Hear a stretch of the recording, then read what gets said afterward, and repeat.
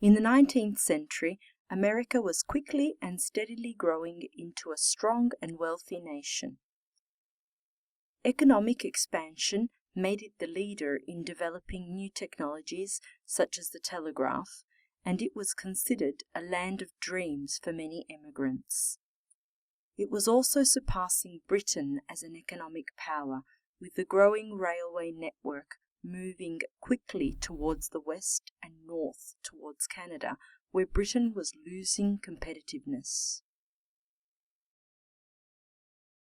The United States had spread from the Atlantic to the Pacific by 1853, and gold had been discovered in California in 1848, creating a mass movement of people towards the west called the Gold Rush.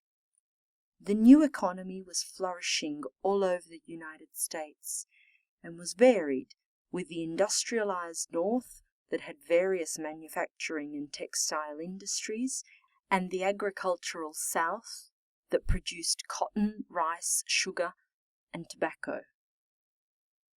The huge numbers of immigrants that came from Europe provided the labor force required to expand industries and agriculture and populate the new urban America.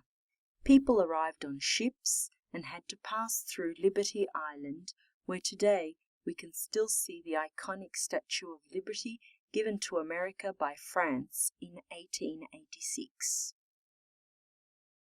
The second and third presidents of the United States, John Adams and Thomas Jefferson, immediately knew that the American language would be important as it was connected to the ever-increasing population. As a consequence of this, in 1828, Noah Webster wrote an American dictionary of the English language to show that the language as spoken in America was completely different to that spoken in England, and that the differences were not only linguistic but political too. Many words like Congress and Senate took on new meanings from the original English words as they expressed different ideas in the new country. It is obvious that a new literary genre would emerge to depict the local subjects and settings.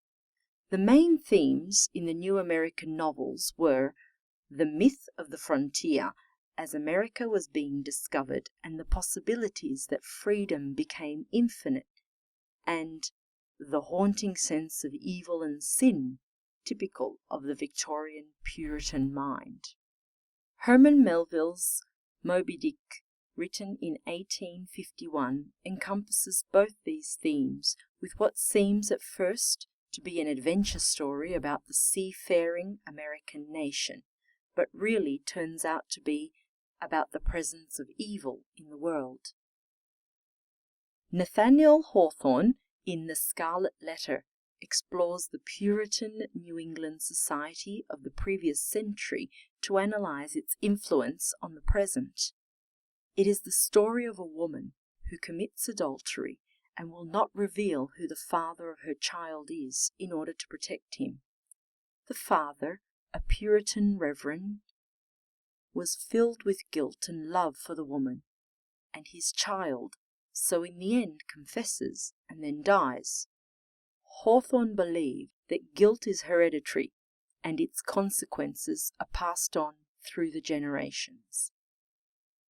In poetry, we can contrast Walt Whitman, considered the founder of American poetry, who celebrated the greatness of America, with Emily Dickinson, who concentrated on the smaller world around her and mainly wrote about love, death and life, joy and sorrow and nature. She wrote about 2,000 poems or short lyrics which were published after her death.